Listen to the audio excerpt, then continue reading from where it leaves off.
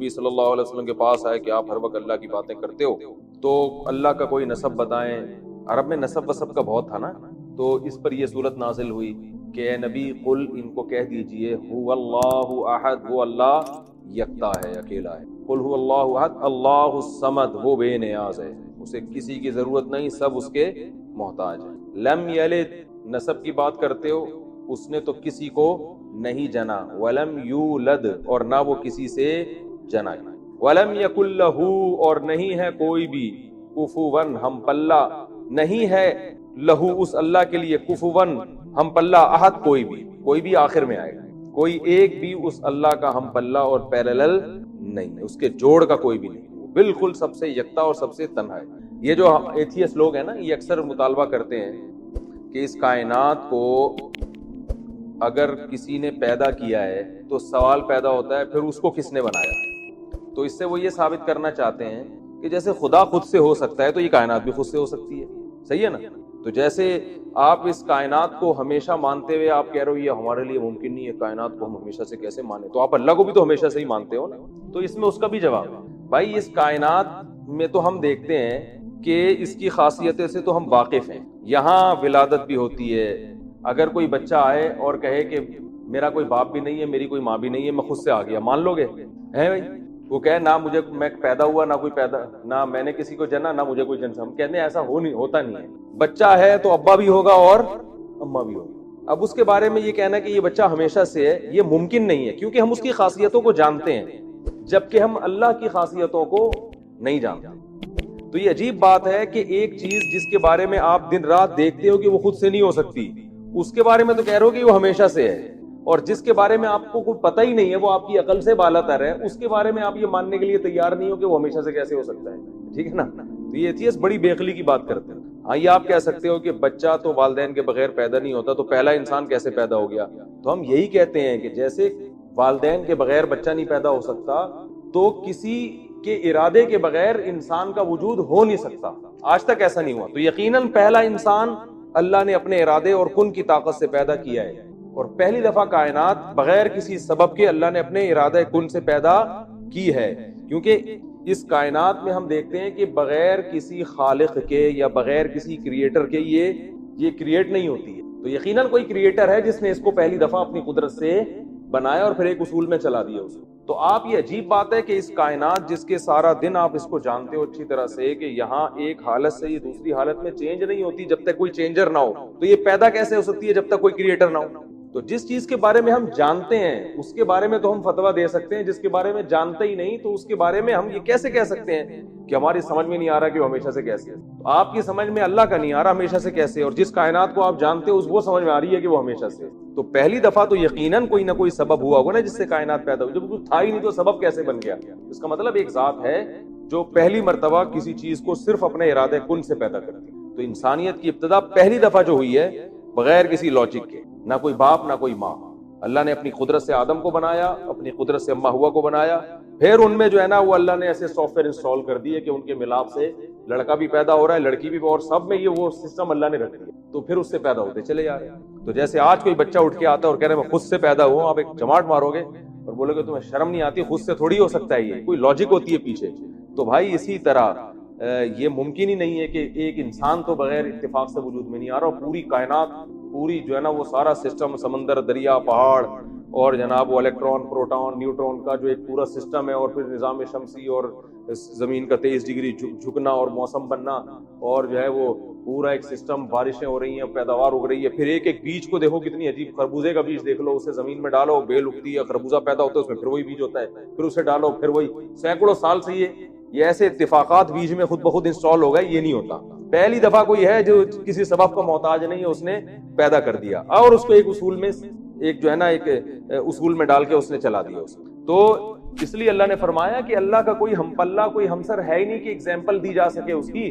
دیکھو میں یہ کہتا ہوں، یہ ولید بیٹھا ہوا ہے ہمارے پاس، ایک بندے کا فون آیا کہ ولید سے بات کرنی ہے، میں نے کہا کون سا؟ کہہ رہے جو آپ کے ساتھ ہوتا ہے۔ میں نے کہا 3 قسم کے ولید ہیں، ایک لمبا والا ولید، ایک موٹا والا ولید، اور ایک کالا والا ولید۔ کون سے کی بات کر رہے ہیں؟ کہہ رہے کیسی بات کر رہے ہو بھائی؟ میں نے کہا ہم نے اسی طرح یاد رکھا ہوا ہے، اب ہم پوچھتے ہیں نا تو یار ولید کو بلاؤ تو سب پوچھتے ہیں کون سا، تو موٹا والا ولید۔ موٹے ولید سے یہ مراد ہوتا ہے تھوڑا بلیک، بالکل بلیک نہیں ہے، اندھیرے میں نظر آتے ہیں وہ، اتنے بلیک نہیں ہیں، تو وہ والے ولید ہیں۔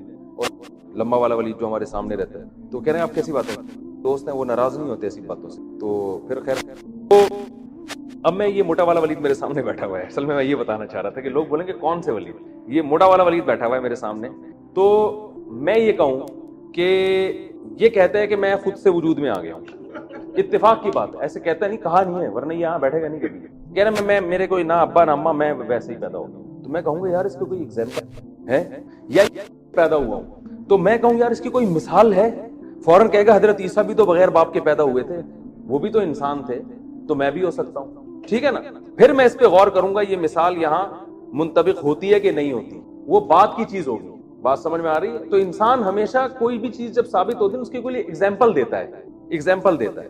تو یہ ایگزامپل دیں گے. میں پھر بتاؤں گا بھائی حضرت عیسیٰ علیہ السلام کا تو پہلے سے کتابوں میں لکھا ہوا تھا, اور وہ اللہ کے پیغمبر تھے, اور وہ جو تھے ان کے تو معجزات تھے, اور تمہیں اللہ بغیر باپ کے کیوں پیدا کرے گا, اللہ اپنے قانون کو کیوں توڑے گا, تمہارے کیا سرخاب کے پر لگے ہوئے ہیں, یا تم سے کوئی بہت بڑا اللہ نے دین کا کام لینا ہے جو یہ اتنا بڑا معجزہ ظاہر کریں گے. پھر یہ بحث ہوگی اور میں ثابت کروں گا کہ یہ دعویٰ کیا ہے آپ کا غلط ہے, لیکن ایگزامپل پیش کی جاتی ہے. اور اگر یہ کہتے ہیں کہ جی میں ویسے ہی پیدا ہو گیا, اور مثال میں آدم علیہ السلام کو دلیل کے طور پہ پیش کریں, تو میں پھر ثابت کروں گا بھائی وہ تو چونکہ پہلے انسان تھے نا, تو پہلے دفعہ تو بغیر کسی سبب کے پیدا کرنا تھا, تمہیں اللہ ایسے ہی کیوں پیدا کرے گا.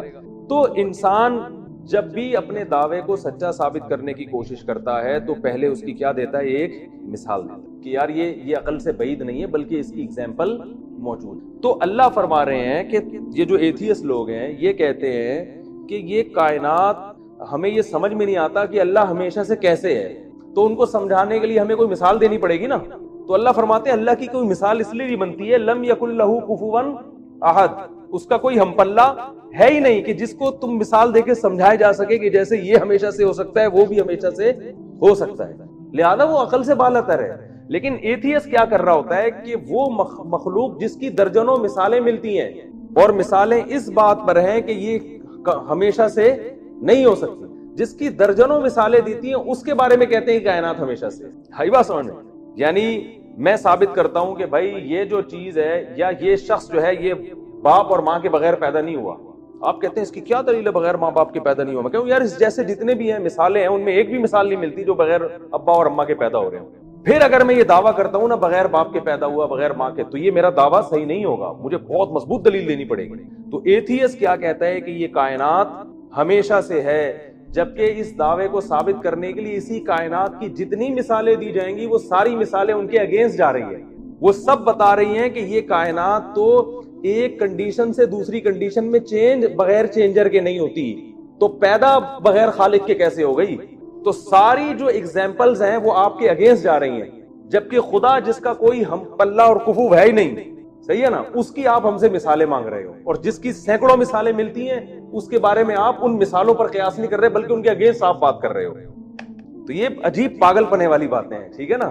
ایک بڑے مشہور ایتھیسٹ ہے, اس نے پتہ نہیں کیا الٹے سیدھے نا بایولوجی کے دلائل, اور وہ مجھے اس کا کلپ سنا, میں نے کہا یہ آدمی ایک آسان چیز کو بلا وجہ پیچیدہ بنا رہا ہے. کہتے ہیں نا جب پھنس جاؤ تو انگلش بولنا شروع کر دو جس کو انگلش نہیں آتی. یہ لوگ یہی کام کرتے ہیں, خام خام سائنس کے نا پیچیدہ فارمولے جو عام لوگوں کو نہیں آتے, تو یہ اس چیز میں جاتے ہیں 2 اور 2 4 کی طرح کبھی یہ بحث کرنے کی کوشش نہیں کرتے. جیسے منکرین حدیث کا میں نے بتایا تھا نا کہ بھائی اگر یہ بخاری مسلم غلط ہے تو پھر قرآن ہمیں سمجھایا کس نے. قرآن تو کہہ رہے نبی کے سمجھائے بغیر تم سمجھ نہیں سکتے, تو قرآن کہہ رہے ہیں, تو پھر وہ نبی کا سمجھایا ہوا کہاں گیا, کبھی اس پہ نہیں آئیں گے, ادھر ادھر کی گھمائیں گے. تو ایسے ہی جتنے باطل لوگ ہیں نا یہ ہمیشہ بحث کو بناتے ہیں پیچیدہ.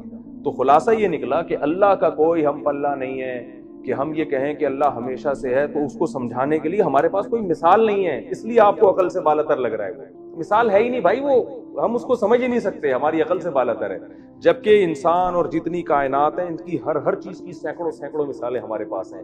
آج اگر یہ دعویٰ کرتا ہے کہ میں بغیر ابا اماں کے پیدا ہو گیا, تو میں کہوں گا یار ہمارے پاس جتنی مثالیں ہیں نا, ابھی جتنے اس روم میں بیٹھے ہوئے ہیں, جتنے تفسیر کے لیکچر سنے, وہ سب آپ کی طرح کے انسان, ایک بھی ابا اماں کے بغیر پیدا نہیں ہوا. تو ایتھیسٹ جب یہ کہتا ہے کہ یہ کائنات خود سے وجود میں آئی ہے, ہم کہتے ہیں اس کائنات میں اربوں خربوں چیزوں میں ایک چیز بھی ایسی نہیں ہے جو خود سے پیدا ہونا تو دور کی بات, پیدا ہو کر اپنی حالت کو چینج کر لے خود سے, ایک بھی مثال نہیں ہے. تو مثالوں سے ہم ایک دوسرے پر قیاس کر کے حکم صادر کرتے ہیں کہ جب ایک بھی مثال ایسی نہیں ہے تو پوری کائنات خود سے کیسے وجود میں آ گئی, ٹھیک ہے نا. تو اس لیے اللہ کو مخلوق پر قیاس نہیں کیا جا سکتا. تو ولم یکن لہ کفوا احد، وہ اللہ ہے کہ اس کا کوئی ہم پلہ نہیں ہے. تو یہیں سے ایتھیسٹ کا اور جو خدا کے منکر اور ملحد لوگ ہیں ان کے دعوے کی اور ساری جو ان کی سائنسی تحقیقات ہے نا وہ سب یہیں سے تیل ہو جاتی ہے کہ تم پہلے اللہ کو مخلوق جیسا ثابت کرو، پھر یہ کہو کہ اللہ ہمیشہ سے ہماری سمجھ میں نہیں آتا. وہ اللہ کو کس نے بنایا؟ ہم کہتے ہیں کسی نے نہیں بنایا، وہ ہمیشہ سے. اگر کیوں بنائے بغیر کیسے وجود میں آ گیا؟ ہم کہتے ہیں واہ، یہ کائنات بنائے بغیر وجود میں آ گئی، جس کو ہم جانتے ہیں اور جس کا کوئی ہم پلہ اور ہمسر ہے ہی نہیں، اس کی کوئی دوسری مثال ہی نہیں ہے، اس کے بارے میں آپ یہ مان نہیں رہے کہ وہ کیسے وجود میں آ. تو یہ اس لیے تبھی اللہ نے ان کے لیے جہنم کی آگ رکھی ہے جو اپنے بنانے والے کا انکار کرتے. تو ولم یکن لہ کفوا احد، سمجھ میں آ گیا. تو سورہ اخلاص کی تفسیر کیا ہے؟ تفسیر بیان کر دیتا ہوں، پھر ہم انشاءاللہ یہ تفسیر ہی بیان کر رہا تھا میں، ٹھیک ہے نا. اچھا، تو یہ جو ہے اس کے بعد ہم کل انشاءاللہ پھر سورہ فلق اور سورہ ناس پہ چلیں گے. تو اللہ تعالیٰ نے یہ جو سورت ہے نا اس کی بڑی فضیلت ہے. رسول اللہ صلی اللہ علیہ وسلم نے فرمایا کہ یہ سورت 1/3 قرآن کے برابر ہے. 1/3 یعنی 3 دفعہ پڑھیں گے تو ایک قرآن پڑھنے کا اجر ملے. اب بعض لوگ یہ اشکال کرتے ہیں پھر پورا قرآن پڑھنے کی ضرورت کیا ہے؟ تو دیکھیں ایک چیز کا ثواب الگ ہوتی ہے، درجات الگ ہوتی ہیں. 3 دفعہ سورہ اخلاص پڑھیں گے، قرآن کی تلاوت کا ثواب تو مل جائے گا، لیکن جب قرآن کی تلاوت پوری آپ کریں گے تو اس میں صرف تلاوت کا ثواب نہیں ہے، الگ الگ صورتوں کے پڑھنے کے جو مستقل ثواب ہیں وہ بھی آئیں گے. اس میں خود سورہ اخلاص بھی آئے گی اس کے اندر، اس کا الگ ثواب ہوگا. اور جو قرآن پڑھنے سے اللہ کا قرب ملتا ہے اور جو درجات بلند ہوتے ہیں وہ پورا قرآن پڑھنے سے ہی ہوتے ہیں، وہ درجات حاصل نہیں ہوں گے. تو مقام اور مرتبہ اور جو بہت فضیلت ملے گی وہ تو پورا قرآن پڑھنے سے. صرف جو نفس ثواب ہے وہ 3 دفعہ سورہ اخلاص پڑھنے سے بھی ملے گا. اور حدیث میں سورہ اخلاص کو 1/3 قرآن اس لیے بھی کہا ہے کہ اسلام کے جو بنیادی دعوے ہیں نا وہ 3 ہیں، توحید، رسالت اور جو ہے آخرت. ان 3 چیزوں پہ قرآن نے بہت اہمیت سے بات کی ہے. تو ان میں ایک توحید ہے، تو اس لیے گویا 1/3 قرآن ہے. تو یہ بالکل ابتدا میں نازل ہونے والی صورتوں میں ہے. اور اس میں عیسائیوں کی بھی نفی کی گئی ہے جو کہتے ہیں عیسی ابن مریم اللہ کے بیٹے ہیں. اللہ کا کوئی بیٹا نہیں ہے. وہ بیٹے کے لیے جنس کا ہونا ضروری ہے. باپ کی جو قوم ہوتی ہے وہی بیٹے کی قوم ہوتی ہے، شکل بھی باپ جیسی ہوتی ہے بیٹے کی، تو جنس ایک ہوتی ہے. اللہ فرماتے ہیں اس کا تو ہم پلہ کوئی ہے ہی نہیں. ولم تکن لہ صاحبہ، دوسرے مقام پر آتا ہے اللہ کی کوئی زوجہ نہیں ہے، کوئی بیوی، وہ سب سے تنہا ہے، بالکل سب سے الگ. تو یہ سورت کا بار بار پڑھنا چاہیے، اس کی بڑی فضیلت ہے. ایک صحابی نماز میں بہت زیادہ تلاوت کرتے ہیں سورہ اخلاص کی. جب بھی نماز پڑھاتے سورہ اخلاص پڑھتے تو ان کی شکایت کر دی. تو آپ صلی اللہ علیہ وسلم نے ان کو بلا کے پوچھا کیوں بار بار سورہ اخلاص پڑھنا ہے؟ کہ یا رسول اللہ مجھے سورت سے محبت ہے. تو پھر آپ نے ان کو خوشخبری دی کہ جنت کی خوشخبری دی، اس سورت سے محبت کرتا ہے اس کی. تو محبت کی وجہ کیا ہے کہ جس کو توحید سے، عقیدہ توحید سے محبت ہوگی اس کو اس سورت سے محبت ہوگی، کیونکہ بار بار وہ کہے گا نا اللہ جیسا کوئی بھی نہیں. آج بھی جب کسی کی تعریف کرنی ہوتی ہے تو ہم کہتے ہیں آپ بہت اچھے، آپ یوں. شارٹ میں تعریف یہ آپ تو منفرد ہی، ہٹو بچوں کہہ دیتے ہیں نا واضح، بھائی آپ کی تو بات ہی نرالی ہے. تو یونیک یا نرالی یا نرالے لفظ لوگوں کو پسند آتے ہیں کہ لوگ یہ کہتے ہیں ہم جتنے ہیں نا تو ہمارے جیسا کوئی دوسرا ہو ہی نہیں سکتا. اگر آپ کو آپ بھی بہت اچھے لگے ہو، وہ بھی بہت اچھے ماشاءاللہ، تو اکثر لوگ اس سے خوش نہیں ہوتے. ٹھیک ہے نا. بیگم صاحب آپ سے کہیں کہ آپ ماشاءاللہ کتنے ہینڈسم اسمارٹ ہیں، اور آپ کے جو دوست ہیں نا وسیم بھائی وہ بھی ماشاءاللہ بڑے ہینڈسم اسمارٹ ہیں، کیا آپ لگاؤ گے نا یہ غصہ آئے گا آپ کو. بولے گی یا تو میری بھی نہ کرتی، یا آپ بیگم کو کہو بیگم تم ماشاءاللہ بڑی خوبصورت ہو، اور وہ جو انٹی کا لائن تھی نا وہ بھی ماشاءاللہ بہت خوبصورت تھی. یہ نہ کہو کہ آپ سے زیادہ، بس ویسے ہی کہہ دو وہ بھی اچھی تھی. تو بیگم کو غصہ آئے گا کہ نہیں آئے گا؟ جب انسان شرک برداشت نہیں کرتا تو اللہ تو غیرت والا ہے، وہ کیسے برداشت کرے؟ تو اس لیے اللہ نے کہا وَلَمْ يَكُنْ لَهُ كُفُوًا أَحَدٌ، کوئی اس کا ہم پلہ نہیں ہے. یعنی اس کو سورہ اخلاص کیوں کہا جاتا ہے؟ اخلاص کے عربی میں 2 معنی آتے ہیں. ایک تو خلوص، ہم کہتے ہیں نا خلوص سے دل سے یہ کام کیا، نیت درستی اس کی. اور ایک ہوتا ہے خلاص، تمہارا کام کیا ہو گیا ہے، بلکہ اس کو اور زیادہ واضح اس کو خلاصی مل گئی ہے، جیل سے خلاصی مل گئی کہتے ہیں نا. تو بعض علماء کہتے ہیں اس کو اخلاص اس لیے کہا گیا ہے کہ اس میں خالص توحید کا تذکرہ ہے سورہ اخلاص میں. جیسے قل هو اللہ احد اللہ الصمد لم یلد ولم یولد، اللہ کی توحید بیان کی، اللہ جیسا کوئی بھی نہیں ہے. تو خالص توحید کی وجہ سے اسے کیا کہا گیا؟ اخلاص. اور بعض علماء کہتے ہیں کہ اس کو اس لیے اخلاص کہا جاتا ہے لِأَنَّهَا تُخْلِصُ الْعَبْدَ عَنِ الشِّرْكِ أَوِ النَّارِ، یہ نجات دلاتی ہے انسان کو شرک سے. جیسے جیل سے خلاصی سے ہے نا، خلاصی والا معنی، اخلاص کا معنی نجات دلانے والی، شرک سے نجات دلاتی ہے. اور بعض نے کہا کہ نجات دلاتی ہے جہنم کی آگ سے، کیونکہ اس کے مفہوم پر آپ عمل کریں گے تو جہنم کی آگ سے حفاظت ہوگی. تو 3 وجہ بیان ہو گئی. ایک تو یہ کہ اس میں خالص توحید ہے، اس لیے اسے سورہ اخلاص کہا جاتا ہے. دوسری وجہ یہ کہ یہ نجات دلاتی ہے، خلاصی دلاتی ہے شرک سے، تیسری وجہ یہ کہ یہ جہنم کی آگ سے نجات دلاتی ہے، اس لیے اس کو سورہ اخلاص کہا جاتا ہے۔ حدیث میں اس کے بہت فضائل وارد ہوئے ہیں، حضرت ابو سعید خدری رضی اللہ تعالیٰ عنہ سے روایت ہے۔ یہ سب چیزیں آپ کو لکھنے کی ضرورت نہیں ہے، یہ آپ کو ریٹرن مل جائیں گی، ٹھیک ہے نا؟ جو میں بتا رہا ہوں سورہ اخلاص کے بارے میں، یہ سب تحریری شکل میں آپ کے پاس آپ کو ای میل کر دیا جائے گا۔ حضرت ابو سعید خدری رضی اللہ تعالیٰ عنہ سے روایت ہے کہ رسول اللہ صلی اللہ علیہ وسلم نے صحابہ کرام سے فرمایا کہ کیا تم میں سے کوئی شخص اس کی طاقت نہیں رکھتا کہ رات کو 1/3 قرآن کی تلاوت کر کے سو جائے؟ صحابہ نے فرمایا اوَّ نُطِیقُ ذَلِکَ، کیا ہم اس کی طاقت رکھتے ہیں؟ کہ یہ تو ممکن نہیں ہے، بہت مشکل ہے۔ تو آپ نے فرمایا کیا تم سورہ اخلاص نہیں پڑھ کے سو سکتے؟ اس لیے کہ فَإِنَّهَا تَعْدِلُ ثُلُثَ الْقُرْآنِ، یہ 1/3 قرآن کے برابر ہے۔ ایک اور حدیث میں حضرت ابو ہریرہ رضی اللہ تعالی عنہ سے مروی ہے کہ ایک مرتبہ رسول اللہ صلی اللہ علیہ وسلم نے صحابہ کرام سے فرمایا تم سب جمع ہو جاؤ، میں 1/3 قرآن کی تم پہ تلاوت کروں گا۔ صحابہ کرام جمع ہو گئے بہت سارے، نبی صلی اللہ علیہ وسلم تشریف لائے اور قل هو اللہ احد پڑھ کے چلے گئے۔ ایک صحابی نے عرض کیا، آپس میں بات چیت کی کہ بھائی اللہ کے نبی نے تو ہم سے کیا فرمایا تھا؟ 1/3 قرآن، اور میں یہ سمجھتا ہوں کہ یہ اللہ نے آسمان سے کوئی خبر دی تھی کہ نبی 1/3 قرآن پڑھیں گے، نبی نے اپنی طرف سے یہ کام نہیں کیا ہوگا، لیکن ہم پر تو 1/3 قرآن نہیں پڑھا۔ تو آپ صلی اللہ علیہ وسلم تشریف لائے اور فرمایا کہ سورہ اخلاص جو میں نے پڑھی ہے یہ 1/3 قرآن ہے، اتنی بڑی فضیلت ہے اس کی۔ اب علماء نے اس کے مطلب بیان کیے کہ 1/3 قرآن ہونے کا مطلب کیا ہے۔ دیکھنے میں تو 1/3 قرآن نہیں ہے نا، لیکن 1/3 قرآن کا مطلب کیا ہے؟ تو اس کے 2 مطلب بیان کیے گئے ہیں۔ اس لیے علماء کہتے ہیں جس نے 3 مرتبہ قل هو اللہ احد پڑھ لی اسے 1 قرآن کی تلاوت کا ثواب ملتا ہے، سمجھ رہے ہیں؟ جس شخص نے 3 مرتبہ قل هو اللہ احد پڑھی اسے 1 قرآن کی تلاوت کا ثواب۔ اب اس پر اشکال ہوتا ہے کہ 3 مرتبہ قل هو اللہ پڑھ کے جب 1 قرآن کی تلاوت کا ثواب مل رہا ہے تو الحمد سے لے کے والناس تک قرآن مجید پڑھنے کا فائدہ پھر کیا ہے؟ سوال ہی سمجھ میں نہیں آ رہا، جواب کہاں سے؟ جس قوم کی سمجھ میں سوال ہی نہیں آئے اس قوم کی سمجھ میں آ گیا سوال، آپ کی نہیں آیا؟ بھائی جب 3 دفعہ قل هو اللہ پڑھنے سے 1 قرآن کا، کیونکہ 1/3 ہے نا، 1/3 ہے، تو 3 دفعہ پڑھ لیں گے تو 1 قرآن ہو جائے گی، تو پھر الحمد سے لے کے والناس تک پڑھنے کی کیا ضرورت؟ شکر ہے سمجھ، اچھا آواز کی وجہ سے نہیں آیا تھا۔ تو اس کی بہت ساری وجوہات یعنی جواب دیے گئے، لیکن اس کا سب سے بہترین جواب وہ ہے جو علامہ ابن تیمیہ رحمہ اللہ تعالی نے دی۔ وہ جواب یہ ہے کہ ہر چیز کا اللہ نے اپنے علم میں ایک ثواب رکھا ہے، وہ قیامت کے دن ملے گا، اس کی کوئی مخصوص وزن ہوگا، کوانٹٹی ہوگی، اس کی مقدار ہوگی، یہ تو اس شے کا ثواب ہے۔ تو اللہ نے اپنے علم میں پورے قرآن کی تلاوت کا بھی ایک ثواب رکھا ہوا ہے، وہ 3 دفعہ قل هو اللہ پڑھنے سے بھی حاصل ہو جاتا ہے، جو اللہ نے پورے قرآن کی تلاوت کا ایک مخصوص ثواب رکھا ہے۔ لیکن جب آپ پورے قرآن کی تلاوت شروع کرتے ہیں الحمد سے، تو ہمیں پورے قرآن کی تلاوت کے ساتھ ساتھ کچھ اضافی ثواب بھی مل رہے ہوتے ہیں۔ مثال کے طور پر جب ہم قرآن کی تلاوت کریں گے اس میں سورہ فاتحہ بھی آئے گی، اس کے کچھ اضافی فضائل ہیں، اس سورت کی تلاوت۔ سورہ بقرہ بھی آئے گی، سورہ بقرہ کے کچھ الگ سے اضافی فضائل ہیں جو اس کی تلاوت کے بارے میں وارد ہوئے۔ سورہ آل عمران بھی آئے گی، اس کے الگ فضائل ہیں۔ پھر قرآن مجید کی جو جنت اور جہنم کی آیتیں آئیں گی آپ کے سامنے، اس سے جو انسان کا دل بنتا ہے، جو واقعات آتے ہیں، اس سے جو انسان کو عبرت حاصل ہوتی ہے، یا قرآن کی تلاوت سے اللہ کی جو محبت پیدا ہوتی ہے، یہ ساری اضافی چیزیں ہیں جو پورے قرآن کی تلاوت پہ آپ کو ملیں گی۔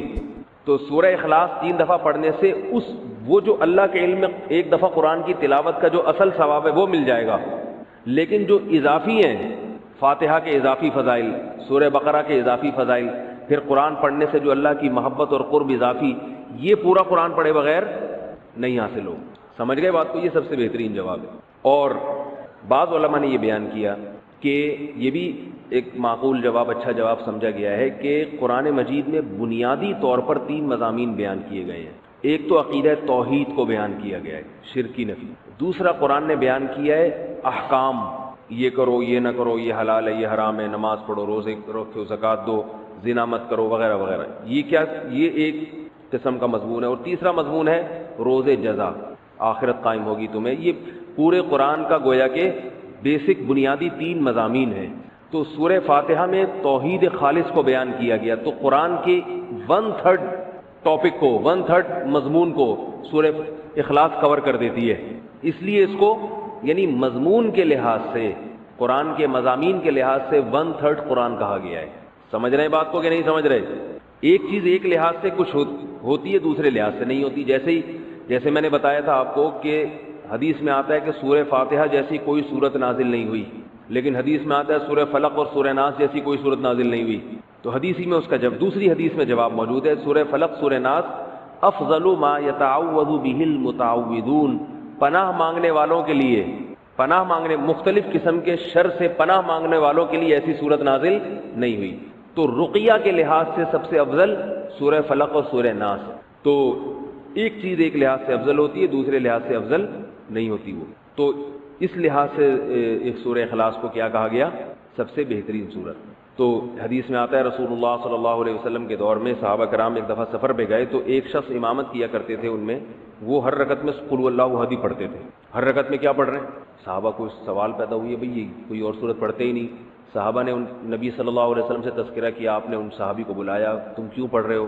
انہوں نے فرمایا کہ مجھے اس صورت سے محبت ہے, مجھے اس صورت سے محبت ہے. حدیث آپ صلی اللہ علیہ وسلم نے فرمایا جس کا مفہوم ہے جنت کی بشارت دی آپ صلی اللہ علیہ وسلم نے کہ تمہیں اس صورت سے محبت ہے, تو اس پر آپ صلی اللہ علیہ وسلم نے ان کو جنت کی بشارت دی. کیونکہ اس صورت سے محبت ہونا کس کی علامت ہے؟ کہ اللہ کی توحید سے محبت, اور یہ اللہ سے سچی محبت کی علامت. تو اس لیے اگر کوئی ہر رکعت میں سورہ اخلاص پڑھتا ہے تو بھی ٹھیک ہے. البتہ نبی صلی اللہ علیہ وسلم کی جو عام سنت ہے وہ یہ کہ رکعتوں میں آپ الگ الگ صورتیں پڑھا کرتے تھے. اس لیے علماء کہتے ہیں کبھی جوش میں انسان نوافل میں ساری رکعتوں میں قل هو اللہ پڑھ لے, جوش محبت میں ٹھیک ہے, لیکن عام معمول اسی کا بنانا چاہیے جو نبی صلی اللہ علیہ وسلم کا اپنا معمول تھا. وہ کیا تھا کہ مختلف صورتوں میں مختلف رکعتوں میں مختلف صورتیں آپ صلی اللہ علیہ وسلم پڑھا کرتے تھے.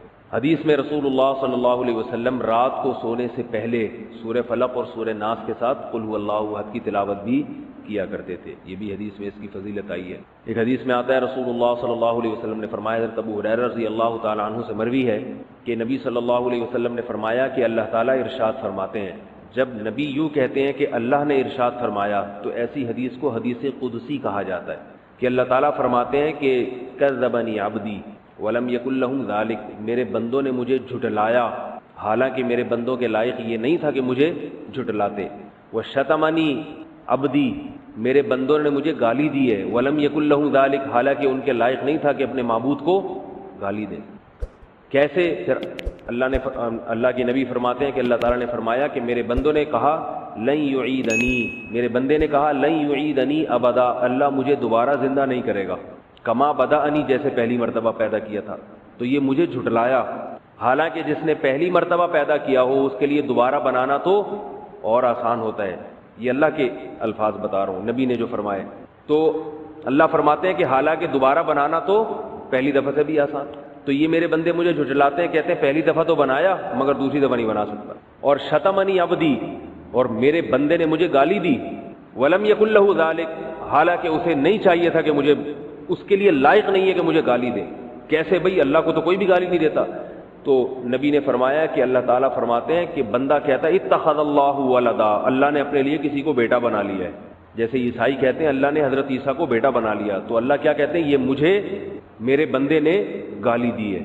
اس صورت کا شان نزول بھی یہی ہے کہ بنیادی طور پر جو اس صورت میں جو سمجھایا گیا ہے یہود و نصارہ کے عقیدے کی نفی ہے.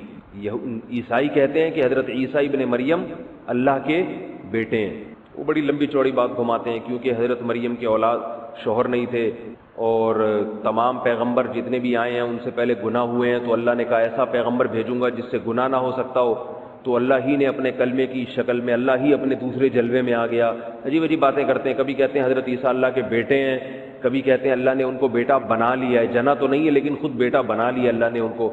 کبھی کہتے ہیں کہ اللہ حضرت عیسیٰ کے جلوے میں آیا ہے, حضرت عیسیٰ کی ذات میں اللہ نے, کبھی کہتے ہیں حلول کیا ہوا ہے. تو مختلف عقیدے ان کے کسی ایک بات پہ ٹکتے نہیں ہیں. تو اللہ نے ان تمام باتوں کی نفی کر دی کہ نہ عیسیٰ ابن مریم اللہ کے بیٹے ہیں, کیونکہ اللہ نے کسی کو جنا نہیں, اور نہ اللہ نے کسی کو اپنا بیٹا بنایا ہے, اور نہ عیسیٰ ابن مریم اللہ جیسے ہیں. وہ کہتے ہیں نا تین خدا میں سے ایک عیسیٰ ہیں, تو کوئی اللہ جیسا نہیں ہے, خدا نہیں ہے, سب مخلوق ہیں اللہ تعالیٰ کی. تو عیسائیوں کے نظریے کی نفی ہے. اس صورت کا شان نزول یہ ہے کہ ایک مرتبہ یہود و نصارہ کا ایک وفد رسول اللہ صلی اللہ علیہ وسلم کے پاس, یہود کا ایک وفد آیا اور رسول اللہ صلی اللہ علیہ وسلم سے کہنے لگا صف لنا ربک, کہ آپ ہم سے ہمارے رب کی اوصاف بیان کریں. یہودیوں کا شاید یہ خیال تھا کہ تورات میں تو لکھا ہے کہ اللہ جیسا کوئی بھی نہیں ہے, اگر یہ جھوٹے نبی ہوں گے تو غلط صفات بیان کرنا شروع کر دیں گے، بھئی وہ ایسا ہے، وہ اس طرح ہے. تو یہودی کہنے لگے کہ آپ بتائیے کہ اللہ تعالیٰ کی جنس کیا ہے، مرد ہے یا عورت ہے، اور کس چیز سے بنایا گیا ہے، کس چیز سے بنایا گیا، من الذهب ام من الفضة ام من النحاس، سونے کا بنا ہوا ہے، چاندی کا بنا ہوا ہے یا پیتل کا بنا ہوا ہے. ہمارا جو رب ہے جس میٹر سے بنا ہے وہ میٹر کون سا ہے. تو اس پہ یہ صورت نازل ہوئی. اللہ احد، اللہ الصمد، بے نیاز ہے، لم یلد ولم یولد، نہ جنا گیا اور اس کا کوئی ہم پلہ نہیں ہے. جب ہم پلہ نہیں ہے، لیس کمثلہ شیء، جب اس جیسا کوئی ہے ہی نہیں ہے تو سونے یا چاندی یا پیتل سے مثال ممکن نہیں ہے، کیونکہ یہ تو مخلوق کی مثالیں ہیں.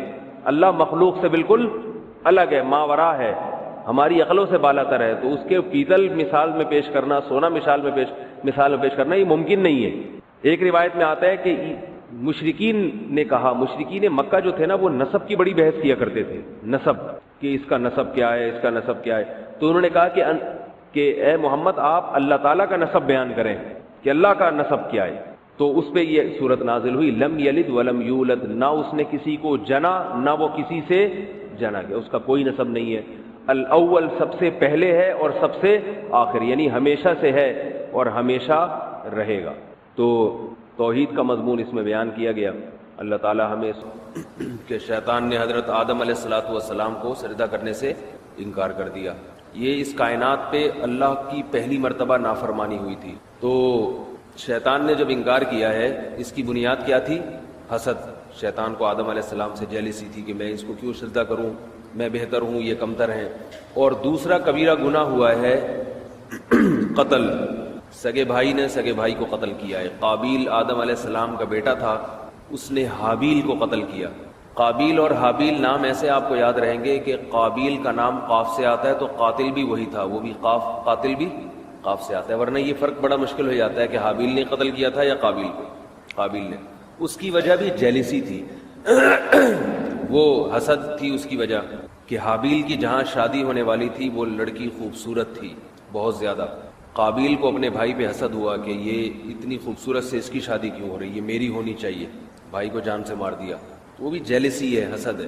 تو اس سے پتہ چلتا ہے کہ حسد انسان سے کتنے بڑے بڑے گناہ. شیطان سے اتنا بڑا گناہ کروایا کہ جنت سے اللہ کے دربار سے نکلوا دیا شیطان کو، آج تک مردود ہے. اور قابیل سے اتنا بڑا گناہ کروایا کہ پہلا قتل اس کے ہاتھوں ہوا ہے. اور نبی صلی اللہ علیہ وسلم نے فرمایا قیامت تک جتنے قتل ہوں گے سب کا گناہ قابیل کو ملے گا، کیونکہ اس نے گناہ کی بنیاد رکھی ہے، قتل کرنا سکھایا ہے لوگوں کو. جب ایک گناہ ہوتا ہے تو لوگ دیکھتے ہیں کہ اچھا بھائی ایسے بھی ہو سکتا ہے. آج ہم انشاءاللہ سورہ اخلاص پڑھیں گے. اس کو پہلے ترجمے کے اور گرامر کے لحاظ سے حل کرتے ہیں، پھر اس کے فضائل. بسم اللہ الرحمن الرحیم.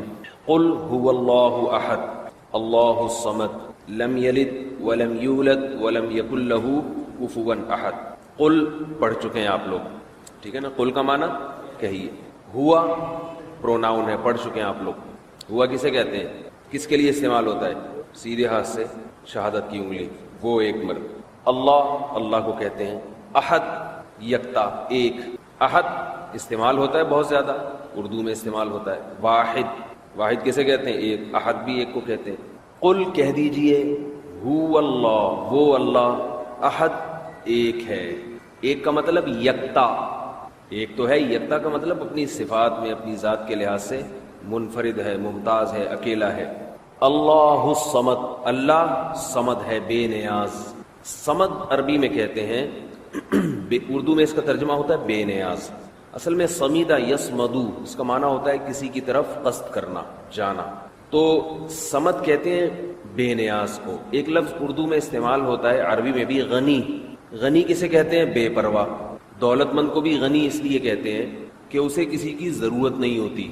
اصل میں دولت مند کو غنی جو کہتے ہیں نا، غنی کا لفظ اصل وضع کے لحاظ سے دولت مندوں کے لیے نہیں ہے، بلکہ غنی اسے کہتے ہیں جو مستغنی ہو. کہتے ہیں بھائی یہ آدمی تو بڑا مستغنی بنا پھرتا ہے، اسے تو کسی کی ضرورت ہی نہیں ہے، پرواہ نہیں ہے. تو ایسے شخص کو غنی کہا جاتا ہے. مالدار کو غنی اس لیے کہتے ہیں کہ مالداروں کو بھی عام طور پر کسی کی ضرورت نہیں ہوتی، تبھی وہ کسی کو لفٹ نہیں کراتے. سمجھ رہے ہیں بات کو؟ اس کو کہتے ہیں غنی. اسی سے ملتا جلتا لفظ ہے صمد.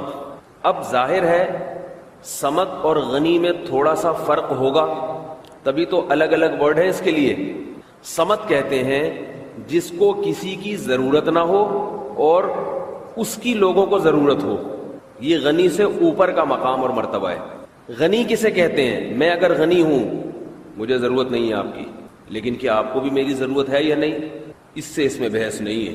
صمد کہتے ہیں وہ مستغنی جسے دوسروں کی ضرورت نہ ہو مگر دوسروں کو اس کی ضرورت ہو. تو اللہ بے نیاز ہیں، اللہ کو کسی کی ضرورت نہیں، سب کو اللہ کی ضرورت ہے. اللہ نے اپنے لیے قرآن مجید میں غنی کا لفظ بھی استعمال کیا ہے. واللہ غنی حمید، اللہ غنی بھی ہے، یعنی اسے کسی کی ضرورت نہیں ہے. غنی کا لفظ وہاں استعمال ہوا جہاں غنی کا لفظ مناسب تھا. جیسے قرآن مجید میں آتا ہے کہ اے ایمان والو لا تبطلوا صدقاتکم بالمن والاذی، اپنے صدقوں کو احسان جتلا کر ضائع مت کیا کرو. اس قسم کی جو آیات آئیں گی نا، اس کے بعد آئے گا واللہ غنی، اللہ غنی ہے. کیا مطلب؟ وہ جو تم سے صدقات و خیرات مانگتا ہے نا، اس لیے نہیں مانگتا کہ اسے ضرورت ہے، اسے کسی کی ضرورت نہیں ہے. تو یہاں کیا لفظ آیا؟ غنی. بلکہ وہ تمہیں صدقے کا حکم تمہارے فائدے کے لیے دے رہا ہے. تو الصمد کا معنی جو مستغنی ہو، جسے کسی کی ضرورت نہ ہو لیکن سب کو اس کی ضرورت ہو. سمیدہ یسمدو، لوگ سمد یعنی اس کی طرف رجوع کرتے ہیں. یہ سمیدہ یسمدو کو چھوڑ دیں، ایسے یہ مشکل لفظ ہے، آپ اتنا یاد رکھیں. سمد جسے کسی کی ضرورت نہ ہو لیکن لوگ اس کے محتاج ہو. لم یلد، یلد کو پہلے بحل کرتا ہوں. یہ آپ نے پڑھا ہوا ہے لفظ یلد، ہم نے پڑھا ہے یرحم، یعبد. بھئی جب میں پڑھایا کروں تو ذرا یہ اس کی طرف فوکس کیا کریں اس کو، تاکہ جو ویڈیو دیکھیں ان کو یہ سمجھ میں آئے کیا لکھ رہا ہوں. یعبد اور یضرب، یفعل پڑھا ہے نا ہم نے. یفعل، اس کو یفعل بھی کر سکتے ہیں، یفعل بھی، یفعل بھی، کچھ بھی بنا دیں. کرتا ہے یا کرے گا وہ ایک شخص، اس کے لیے استعمال ہوتا ہے نا. کیا ہو گیا؟ اتنی تو گرامر یاد رکھو میرے بھائی. یفعل کرتا ہے یا کرے گا. یہ لفظ تھا یولد، یولدو ولادت سے ہے، ولادت پہلے آ چکا. یہ کہاں آیا؟ یہ سورہ فاتحہ میں کہیں بھی نہیں آیا. ولادت کا معنی جننا. میں نے یہ مثال کے طور پر بتایا تھا، والد جننے والا، والدہ اس میں فاعل کی جب میں پریکٹس کروا رہا تھا اس وقت آپ کو یہ بات سمجھائی تھی. ولادت سے والد جننے والا. مولود جس کو جنا گیا، وہ بچے کو کہتے ہیں مولود، کہتے ہیں نو مولود بچہ ہے. نو کا معنی نیا نیا مولود، ابھی ابھی پیدا ہوا ہے، ہم سب پرانے ہو گئے. اصل میں تھا یولد. یولدو کا معنی پیدا کرتا ہے یا کرے گا وہ ایک آدمی. ٹھیک ہے، سمجھ میں آ رہی ہے بات؟ پریزنٹ کو جب نیگیٹو میں لے کے جائیں گے نا، منفی میں، تو اس سے پہلے عربی میں دو طریقے ہیں. ایک تو ما لگا دو، ما یولد، لا لگا دو، لا یولدو. لا کا معنی بولو بھائی، لا یولدو نہیں جنتا ہے. یرحمو کا معنی رحم کرتا ہے وہ ایک آدمی، لا یرحمو کا معنی رحم نہیں کرتا. یعبدو کا معنی عبادت کرتا ہے وہ، لا یعبدو کا معنی نہیں کرتا. یضربو کا معنی مارتا ہے وہ، لا یضربو نہیں مارتا. یفعلو، یفعلو کرتا ہے، لا یفعلو نہیں کرتا یا نہیں کرے گا. ٹھیک ہے. ایک طریقہ ہوتا ہے لم لگا دیں شروع میں. لم لگانے سے یہ ہوگا، یہ لم بھی نفی کے معنی میں ہے. یہ گرامر کی ایک بات ہے، اسے دماغ میں بچھا لیں. لم دو کام کرتا ہے. نمبر ایک، آخر کو جزم دے دیتا ہے. یرحمو سے یرحم بنا دیں گے. یہ اتنی اہم بات نہیں ہے جزم والی، یہ یاد رہ جائے ٹھیک ہے، نہیں رہ جائے اس کا کوئی، قرآن سمجھنے میں آپ کو اس کا کوئی اتنا، اس لفظ کو یعنی اس بات کو یاد کرنے کا کوئی اتنا فائدہ نہیں. اگلی بات سمجھیں جو اہم ہے. لم جب مضارع میں لگے گا دو کام کرے گا. نمبر ایک، اسے پازیٹو سے نیگیٹو میں لے جائے گا. نمبر دو، پریزنٹ سے پاسٹ میں لے جائے گا اس کو. یرحمو کا معنی رحم کرتا ہے یا کرے گا. لا یرحمو نہ رحم کرتا ہے نہ رحم کرے گا. لم یرحم کا معنی رحم نہیں کیا اس نے گزرے ہوئے زمانے میں. یہ گرامر کے لحاظ سے ایک نئی بات آئی آج. لم پریزنٹ کو پاسٹ میں. صحیح ہے. اس کی بہت قرآن میں مثالیں ملتی ہیں. سب سے بڑی مثال تو یہی ابھی آ رہی ہے. ٹھیک ہے. تو لم یرحم رحم نہیں کیا، لا لم یضرب نہیں مارا. ٹھیک ہے. اچھا، اب ما یولدو کا مطلب تو نہیں ولادت کرتا ہے. لم یولد لم یولد نہیں جنا اس نے، نہیں پیدا کیا اس نے، جنا، ٹھیک ہے. اب یہ جو یولد ہے نا، یولد، یہ واو حروف ہے گڑبڑیا، بتایا تھا نا میں نے یہ گڑبڑ کرے گا. عرب کے لیے یولد یولد پڑھنا مشکل، انہوں نے یولد کو یلد کرتے ہیں، یلد، یہ گرا دیتے ہیں. تو اب یہ کیا بن گیا؟ یلد. یہ سارا مٹا دو، اس کی کیا ضرورت. یلد، یہ یلدو ہی لکھا جاتا ہے، یلدو، یلدو یلدانی یلدون تلد تلدانی یلدنا تلد تلدانی تلدون تلدین. پوری گردان سے ہی واو غائب ہو گیا ہے، سمجھ رہے ہیں؟ پوری گردان سے واو شارٹ، کیونکہ حروف گڑبڑیا میں سے شارٹ میں اس کو بس حذف کر دیتے. اس وجہ سے اس کا امر بنانا بھی بہت آسان ہے. یلیدو ہے نا، اس کا مخاطب آئے گا، بولے اور کیوں نہیں بول رہے آپ لوگ، کیوں نہیں بول رہے؟ مخاطب خطاب جب ہم کریں گے تو جنتا ہے. تلیدو، بھائی تضربو ہے نا، تضربو، تو تلیدو. امر بنے گا، تا کو گرا دیں گے، آخر کو جزم، لد، جن. سمجھ رہے ہو بات کو؟ نہیں آئی تو کوئی ایسی بات نہیں. باقی کون سی چیزیں سمجھ میں آئی ہیں؟ جس کی سمجھ میں نہ آئے وہ یہ سوچ لیا کرے باقی بھی تو بچپن سے لے کے آج تک بہت ساری باتیں ہیں جو سمجھ میں نہیں آئی. ایک اور سے ٹینشن فری زندگی گزارے انسان. جب ٹینشن لے گا تو صحت بھی خراب ہوگی، اور مزید جو چیز سمجھ میں آنی چاہیے تھی وہ بھی آنا ختم ہو جائے گی. ہمارے استاذ ہمیں بتایا کرتے تھے کہ جب سبق پڑھو تو جو چیزیں آسانی سے سمجھ میں آ جائیں ٹھیک ہے، نہیں آئیں تو ان میں پریشان نہ ہو. طالب علمی کے دور میں کہا اس سے پریشان ہوتا ہے تو مایوسی بڑھتی ہے. بعض دفعہ بہت واضح بات ہوتی ہے، دماغ اس کو قبول ہی نہیں کر رہا ہوتا. بہت واضح بات ہوتی ہے، آسان، لیکن دماغ قبول نہیں کرتا، اس کو سمجھ میں نہیں آتی. وہ بات پھر کسی اور وقت میں خود بخود آ جاتی ہے سمجھ میں. تو وہ بتاتے تھے کہ بس ایسے ہی جو ہے نا، علم کی بھٹی سے بھی ایک دفعہ وہ آدمی گزر جائے تو بہت کچھ خود بخود سیکھ لیتا ہے. وہ لوہے کو آپ بھٹی میں ڈال کے جلدی سے بھی نکال لیں گے نا، کسی سانچے میں ڈھالے بغیر، تو بھی کچھ نہ کچھ بن جائے گا. بھٹی سے ایک دفعہ گزر جاؤ، کراس ہو جاؤ تو کچھ نہ کچھ تو ہو ہی جاتا ہے. تو کورس سے گزر جائیں ایک دفعہ بہہ کے، بہت کچھ انشاءاللہ آ جائے گا، سارا نہ بھی آیا. اچھا، لم یلد نہیں جنا اس نے، ولم یولد. یولد کو سمجھیں اب ذرا، ایک ٹیکنیکل بات دلچسپ. ہر زبان میں ایک ایکٹیو وائس ہوتا ہے، ایک پیسیو وائس ہوتا ہے. اس نے کیا، اس پہ کیا گیا. بھائی اس نے جادو کس نے کیا ہے؟ فلاں نے کیا. نہیں بھائی، اس پہ تو کیا گیا ہے. مارا کس نے؟ اس نے مارا ہے. اور یہ اس نے تو مار کھائی ہے. یعنی ایک ہوتا ہے کام کرنے والا اور ایک ہوتا ہے جس پہ کیا جاتا ہے کام.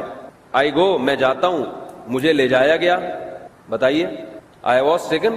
مجھے انگلش اتنی نہیں آتی ہے، بہرحال اتنا پتہ ہے ایکٹیو وائس پیسیو وائس کا تھوڑا بہت اسکول کے زمانے میں پڑھا ہوا تھا. اٹ از ایٹن، یہ کھائی جاتی ہے چیز، یہ کھائی گئی ہے، جاتی ہے نہیں، یہ چیز کھائی گئی ہے، جس چیز کو آپ نے کھایا ہے، وغیرہ وغیرہ. وہ جاتا ہے، اس کو لے جایا گیا، اس کو لے جایا گیا. تو اس کو کیا کہیں گے انگلش میں؟ ہی از ٹیکن. اتنا مجھے پتا ہے کہ آخر میں تھرڈ فارم آتی ہے، درمیان میں ہیلپنگ ورب آئیں گے، از ایم آر وغیرہ. یہ اتنا معلوم ہے. شروع میں سبجیکٹ آئے گا، فارمولا آتا ہے پورا، ہر جملے کو میں الگ سے نہیں بنا سکتا. اچھا خیر، تو ہی از بٹن، وہ پیٹا گیا، ایسا ہوگا نا. ہی بیٹس، وہ پیٹتا ہے، مارتا ہے. اور ہی از بٹن، اس کو وہ مارا جاتا ہے، اس کو مارا جاتا ہے. تو ایسے جملے کو ہم عربی میں فعل مجہول کہتے ہیں. مجہول، پیسیو وائس کو ہم کیا کہیں گے؟ فعل مجہول. اس کو میں پہلے یوں لکھتا ہوں، ضربا. ضربا کا معنی ہے اس نے مارا، ٹھیک ہے. اس کو ہم کہیں گے فعل معروف. معروف کا معنی جو عام فعل ہے، معروف. عرف سے یاد رکھ لیں آپ، اس کا عرف ہے، سب کو پتہ ہے. ضربا، وہ مارا گیا، اس کو کہتے ہیں فعل مجہول. مجہول جہالت سے ہے. مجہول کا مطلب اس میں مارنے والے کا نہیں پتا ہوتا، وہ مجہول ہے. جہالت سے نہیں کہ اس کا پتہ ہی نہیں. اتنا پتا ہوتا ہے کہ مار کھائی کس نے، مارا کس نے، یہ نہیں پتا. یہاں پتا ہے اس نے مارا ہے، وہ جو آدمی ہے نا، وہ فلاں آدمی، اس نے مارا ہے. سمجھ رہے؟ اس کے فاعل کا پتا ہے، اس کے فاعل کا پتا نہیں ہے، علم نہیں ہے. صحیح ہے. اب دیکھیں انگلش میں اس کے لیے الگ اسٹرکچر ہے، اردو میں الگ ہے. عربی میں کتنا آسان. میں نے بتایا تھا نا، عربی بہت ہی مختصر زبان ہے. زبر زیر پیش کے کھیل سے پوری کی پوری، پورے کے پورے معنی اور مفہوم تبدیل ہو جاتا ہے اس میں. ضربا، مارا اس نے. الٹ دیں اس کو، یعنی زا کو زو کر دیں اور پہلے والے حرف پہ زیر لگا دیں. زوریبا. ویسے بھی سوچنے میں ایسا لگتا ہے زوریبا، پٹائی ہوئی ہے اس کی. مفتی البابا صاحب اس کو اشاروں کی زبان میں ایسے گھماتے ہیں، ضربا زوریبا، ٹھیک ہے نا. ضربا کا معنی مارا اسے ایک نے.